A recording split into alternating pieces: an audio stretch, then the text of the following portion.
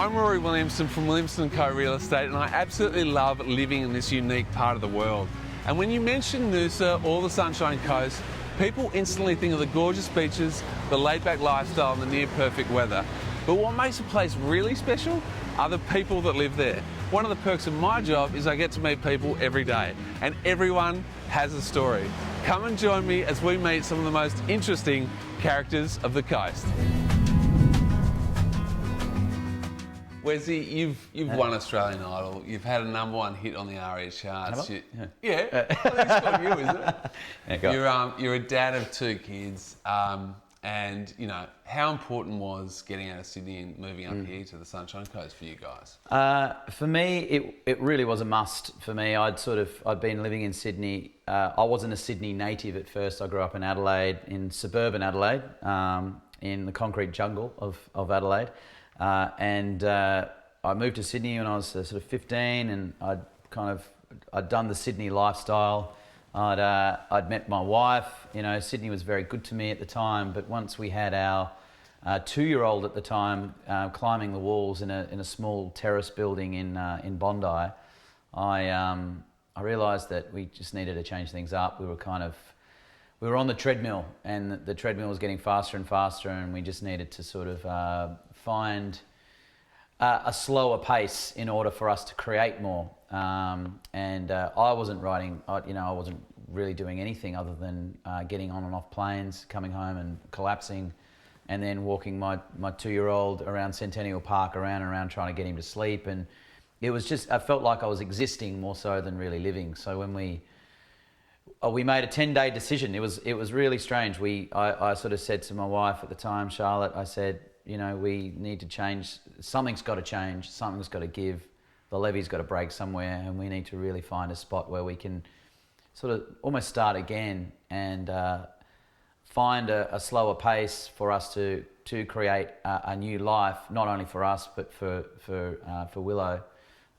And it was a 10-day turnaround. We literally decided like on a Saturday, and we were moving the next kind of Monday, Tuesday, the following week, putting all our possessions on a truck and in the car, and drove off into the sunset up to the Sunshine Coast. We rented a place in Coolum, sight unseen. So I hadn't even seen the house till I revealed it to my family that next week, going, here we are, utopia.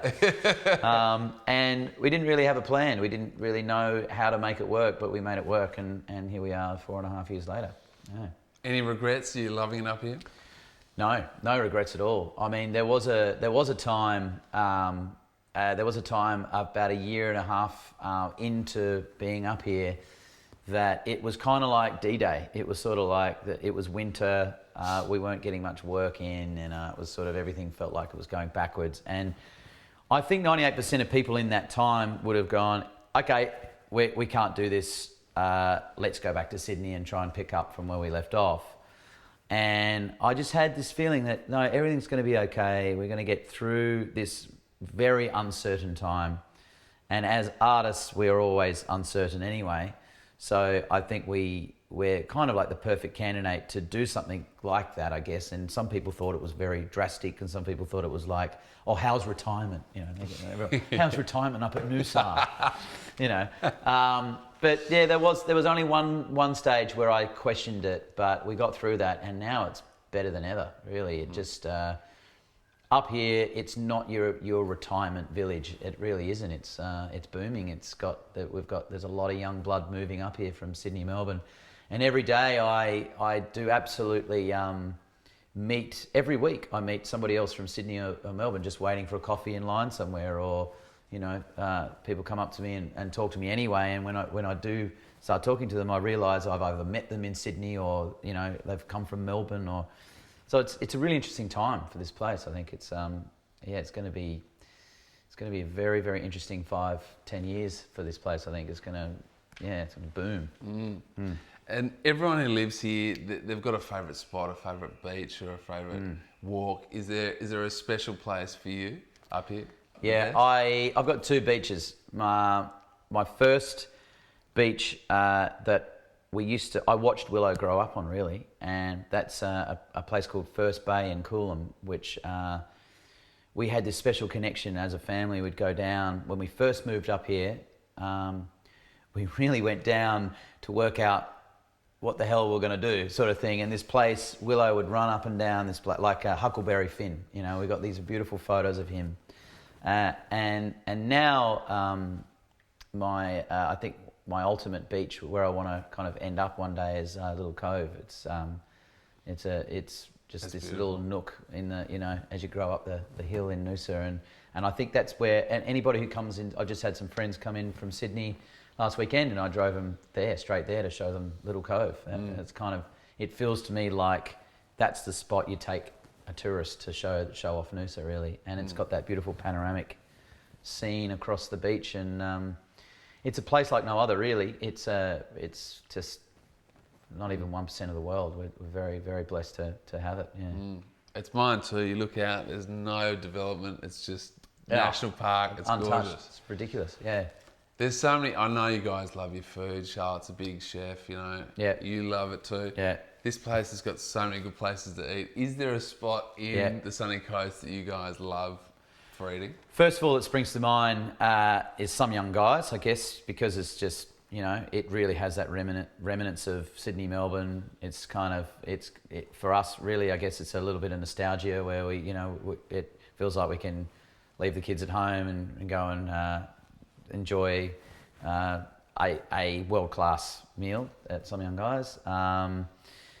Look, I love El Capitano's pizza, you know, take the kids to Betty's Burgers, you know, I guess the sushi place, there's a great sushi place in Perigian, Sushi Wave, awesome. Yeah. You've got the great French place in Perigian as well, which is amazing.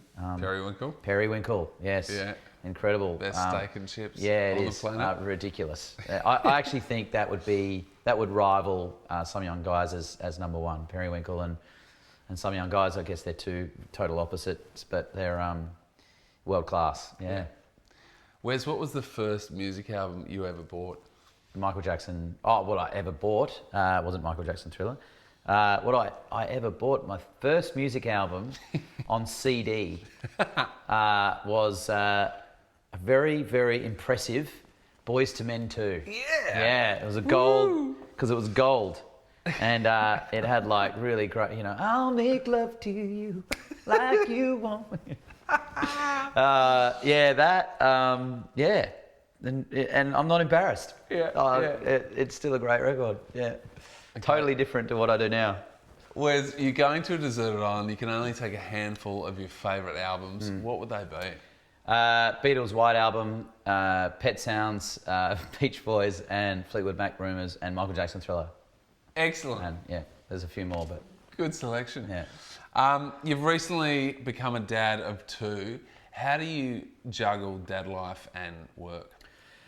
Well, that's the ultimate question, isn't it, really, in life? You just, for me, every day is uncertain. You know, there's no routine to what I do. So, you know, sometimes I'm up at 2 a.m. to do what I have to do in order to be dad at 7 a.m. So, yeah, it's hard, man. Like, it's hard, but it's enjoyable hard, I guess. You know, I'm not. There's no complaints, but it's just like when you, I guess you've got a creative spirit and it comes knocking at any time, at any day. So breakfast time can be very smooth. The transition could be very smooth from breakfast to school, or it could be very, very. He gets to school at 12. Midday, because it's just chaos in that time spot. So I guess it depends on the variables of every day. But with Jackson, he's 1, so we're kind of still in the trenches with the sleeping patterns and things, and so Willow's nearly 7 and Jackson's 1. So we've got, you know, sometimes it can be completely opposite things we're dealing with, but it fuels everything, doesn't it? Kids fuel what we're doing these days. You know, I think before I was a dad. I was floating in the breeze, a bohemian musician, not really knowing what I was a Rolling Stone. Didn't really know where I was going to end up. Whereas now, I've got a lot of fire in me that I can. I feel like I can give myself permission more to be able to do what I want to do and do things the way I want to do it. So then they can, in many years to come, go, well, Dad did it, I can do it, sort of thing, you know. Instead of, well, Dad fucked it up, so you know, mate, you can't do it. You know, I shouldn't swear. Sorry. Yeah. To date, you've done plenty of albums, plenty of songs. Is there a particular song or album that you've done that you're particularly proud of?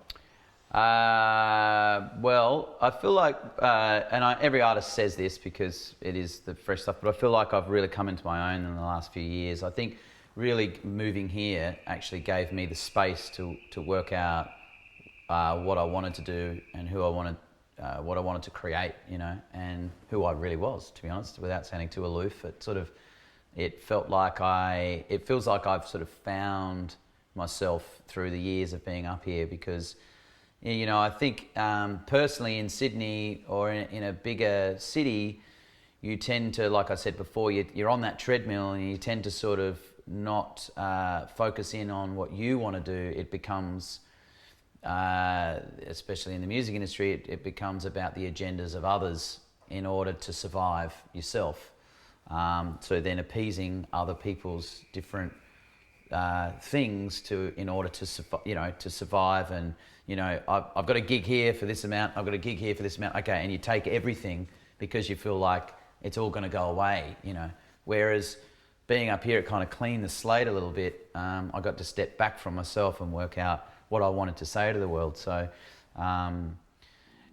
yeah, the last few years I feel like I've written some of the songs that I'll be playing for the rest of my life, whereas everything else felt like a warm-up to this moment. And it's hard to talk about it at the moment because no one's really ever heard it. So yeah, songs that I've just recently written, it kind of feels like my best sort of work. There is a song called Lost that I wrote nearly 10 years ago, that I started to write, which I finished with a guy called Don Walker, who's one of our greatest songwriters in Australia. And Cole Chisel ended up releasing the song. And I guess that, for me, that's one of my bookmark moments in life, where I look back on that and I'll always be playing that song till the day I die, sort of thing too. So yeah, there's a lot of great stuff happening for me at the moment, but I guess, you know, when you say your best work or whatever, I mean, the work is never done, but I would say Lost and some of my new material in that pond is definitely what I'm most proud of. You were on Australian Idol. What are the pros and cons of being on a show like that? Australian Idol was a really great show to be seen very quickly. It was set up to give any artist mass exposure, and in that it's a double-edged sword, because if you don't know yourself as an artist, you can become very disillusioned by the rest of whatever comes with it, which is the overnight fame or the overnight attention that happens. And for me, I'd been in a bunch of bands, I'd done a lot of stuff beforehand, but I still wasn't prepared for that kind of sink or swim attitude.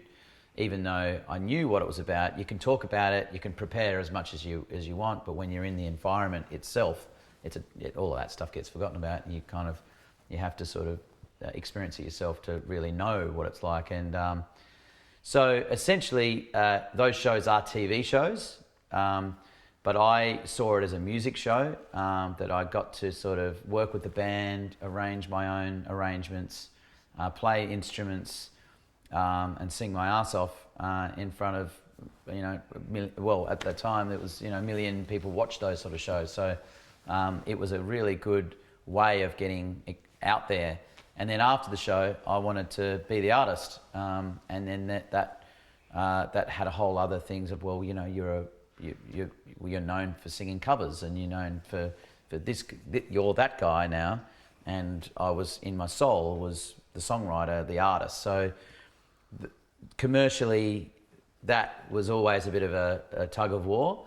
But at the end of the day, I understood the business model of it and realised that I probably was better off at going my own way. And so, yeah, it was a very amazing experience because I was very blessed to...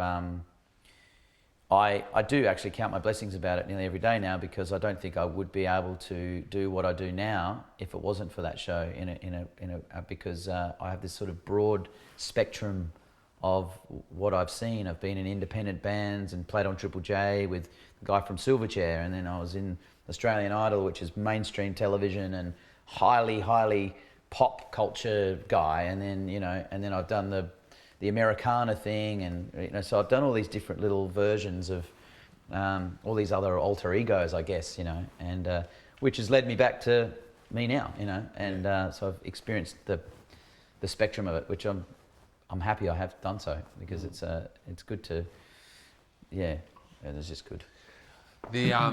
You sold out the J the other night, and some of the feedback from that was you've got such a huge range to your voice and the instruments you can play. Working on your voice and having that range, is that something you had to really train at, or was it something, a bit of a gift from God? Or what? Oh, I don't know. It was, definitely got a bit, I guess it's a bit of genetics. I mean, if you hear my mother screaming, you realise, holy shit. Okay, maybe I got it from her.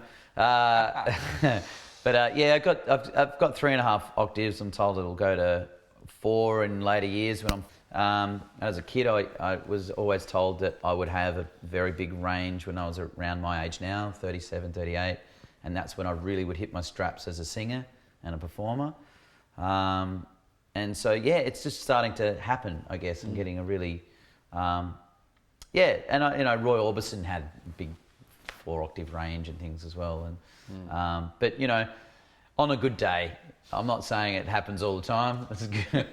On a good day, it happens. So I've got to do warm-ups and everything now, and all that kind of stuff that I never used to when you're younger. You sort of just take it all for granted at 21. And I'll just get up and drink 20 beers, and But now it's like, no, I've got to watch what I eat, watch what I drink, and all that kind of thing to make sure that I deliver on the night. So it's And with the instruments, did you have a lot of musical lessons as a kid, or is it something you picked up? No, I just taught. I really did just teach myself. I watched Nirvana MTV Unplugged when I was 12 or something, and went, I want to do that, and ended up playing guitar and was totally obsessed with playing piano and guitar. And I'd always been singing since I was sort of 5, but I was just obsessed with music. I'd never really done anything else. I never really think about anything else.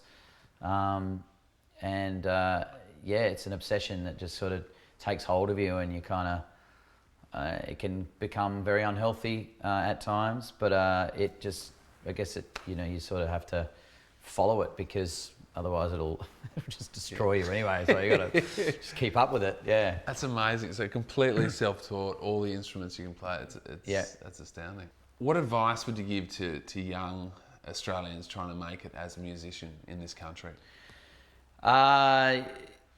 It's all about craft with me. You've got to learn a craft. You can't just sort of, 1% of the people probably can pick up a guitar, write one song, and becomes this overnight sensation. That's cool. But I really believe if you want longevity, it's all about, the work is never done. You're always learning. Don't assume that you know everything all in one hit, practice. And I don't believe there is never perfection. There is no perfection. Arguably the perfection is in the imperfection. We won't get into that because it's like talking about quantum mechanics. So it's just craft. Just keep at it and learn it, and study the greats. Don't study the people that were really, really great. From Michael Jackson to James Brown, and learn where they got it from, because when you look at Michael Jackson, then you understand James Brown and Jackie Wilson, then you understand Michael Jackson and Prince, and then it's all the family tree, and then Charlie Chaplin, Michael Jackson, and understand the link between that and what he did there. And if you're a musician, understand John Lennon and how he got there, Elvis, and then Elvis did, Ray Charles, and and Joe Cocker, Ray Charles. There's all these different links to it, but then it all makes sense at the end of the day. And also the whole suffering for your art, which a lot of those people, I guess, were caught up in the marketing of, is absolute bullshit. You don't have to go out and take drugs and live the rock and roll lifestyle to be the rock and roll guy. Which I definitely fell for. I've realised that no one writes a great song when they're pissed or stoned. No one does that. It's an absolute myth. Looking after yourself, making sure that you work. And if you really want it, I've been getting up just recently, the last few years, been getting up at 2 a.m. to write music because first of all, it's an amazing time of day. Two, it's absolutely what I'm meant to be doing, and I wouldn't do it if I didn't really, really love it. And so you've got to test yourself, make sure that you really, really, really love it, because it's a very uncertain world. And to be honest, I'm scared that my boys may want to do it as well, because I think, it is a big, heavy load sometimes to carry as well. Yeah. Was there a moment in your life where you started singing and you kind of went, hang on, I can actually do this singing thing and I'm going to be a singer? Was it an early thing or did it happen later in life? Assembly grade 6. Oh God. And I had to get up and sing I'll Be There by Michael Jackson, Jackson 5. And my voice was breaking. It broke pretty early. And I got up and it was like, I'll be there, and I'll be there, and it just our whole school erupted in this laughter. And I walked off, and I still didn't want to give it up. It was one of those things where I went, I was traumatized by it, and got so much slack for it, but knew that was what I was going to do. And are there any artists that inspired you particularly over the years? Yeah, John Lennon, Kurt Cobain, for me, I just pick out all the greats, because there's just something about those guys that stood for something, and stood the test of time, but also they represented something. They were like the torchbearer for other people. And they were real, so it was what you see is what you get with them. And so, Lennon, Kurt it's come up lately a lot more, and then, and not just the dead ones, Paul Simon, I guess, lately, I'm not sure what artist lately that's really grabbed my attention, but I'll think of it after this interview, I bet, But even people like Kanye. Kanye's Kanye, but really some of his stuff's amazing, and he does represent something. I'm not sure what that is, but he, it's those people that unashamedly don't make excuses for themselves for their art, which is what I really love. Even if I disagree with it, I'll still, the confidence, and it gives you permission to do what you want to do, Yeah. You've collaborated with so many artists on stage. Is there one particular moment that stands out for you? Yeah, the performance so I wrote this song called Lost. I grew up in Elizabeth and Adelaide, and I wrote the song, the chorus really was about kind of reflecting on my own childhood, and where I was going. The whole Australian Idol thing had happened, and I was on tour, and I was in the middle of nowhere in Australia, and I was pretty damn lonely. I was in this sort of really rundown motel, and I was playing 56 dates, and I was sort of up to like 25. The 25 show, I was halfway through, and I thought, oh my God, this is going to be like another 35 or whatever, how many dates? And I was like, the shows weren't selling. I was just really at my wit's end, and I was sitting in this backstage area in like a stairwell, had a great acoustics, and I started singing, "La, get a little lost sometimes," and I thought it was a really good chorus, whatever. And then I went back after the dates had finished. I went and saw my friend Don Walker, who I'd been good friends with for a while, and showed him the chorus, just in a conversation more so than anything. And he said, "That's a really good chorus." And then he went away and started writing some verse things, and we put it all together. And I was sitting on a couch watching telly, just maybe a year or two later, sort of thing.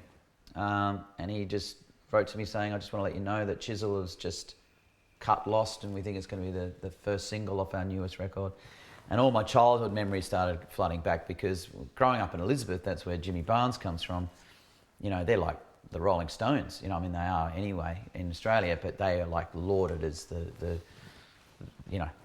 Hall of Famers, and before they were Hall of Famers sort of thing back there. So I grew up with the Chisel thing, radio every Saturday morning, Dad washing the car, and flame trees, quintessential Australia.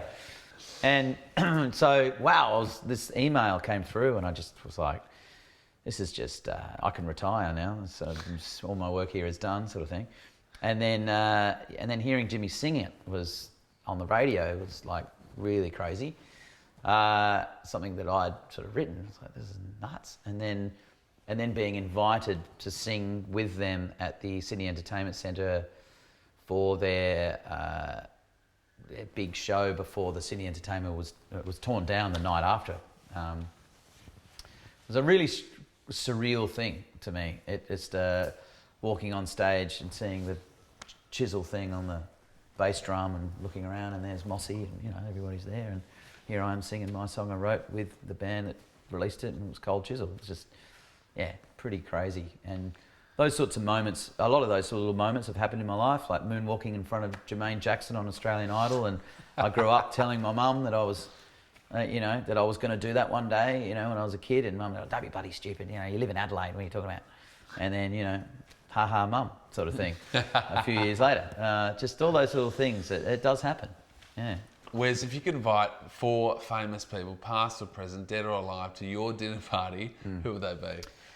Let's go Nelson Mandela, John Lennon, and Yoko. They're one, because Elon Musk and Robin Williams. Nice. Is it true that you, to woo your wife, pretended to be a personal trainer? Oh, yep. Yes. Yeah, the old PT line. Yep. So I was at a barbecue, and I was going to the gym a lot. Let's face it, I was pretty bored, so I was just always at the gym, and I was playing loads of gigs and had no idea where my life was heading. I was at a barbecue. I met this really beautiful blonde ray of sunshine at the barbecue at the time, and I just thought, wow, like, what do I do here? And so you naturally just lie, I guess, and I'd said that I was a personal trainer, and then I was, and I could take her on as one of my clients. So, and it just so happened we were going to the same gym at the time, which was it was good to know. Made it easy. So you fronted up to this gym in your gym gear, sort of waving to the other instructors. Yeah, and they all kind of knew. They were all coming to my gigs on a Saturday night, so they all sort of, I guess they let it happen. And I was only training one. I wasn't taking on many clients. She wasn't paying for them. I said I'd do it for free. And I think after about the third one, she realised that, I wasn't a personal trainer, and I was actually, and she was like, "So what do you really do?" But she actually came to my gig thinking I was still a personal trainer, and just going like, "So he's a musician as well?" And okay, yeah. And it all worked out somehow. All worked out. Yeah, it was. Still together today. Yeah. So what's next for Wes Carr? That's a good question. I'm about to record a new album. I'm about to go down to Sydney for a few weeks to record a new record, and then it's over to America. So it's at the moment it's all up in the air, but it's feels very exciting and very, very new. And, you know, you sort of go through your moments of doubt and excitement all at the same time. But it'll, it's something that I feel like I've been leaning towards. So, yeah, it's a very exciting time for me at the moment, really embracing all the uncertainty and the new. Yeah.